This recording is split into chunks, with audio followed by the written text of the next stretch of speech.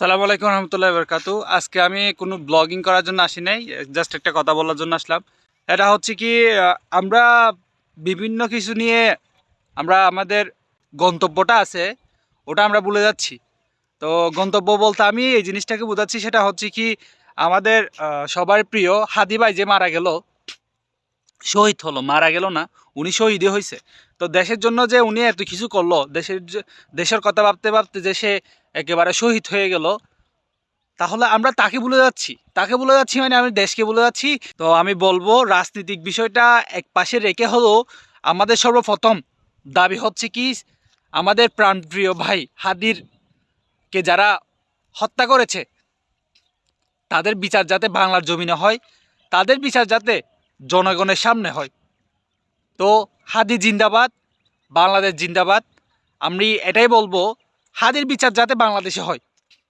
So সবাই হাদির জন্য দোয়া করবেন, আমাদের প্রাণপ্রিয় হাদি ভাইয়ের জন্য দোয়া করবেন। আল্লাহ তাকে জান্নাত নাসিব করুক, এটাই কামনা করি। আর আপনারা অবশ্যই বেশি বেশি দোয়া করবেন।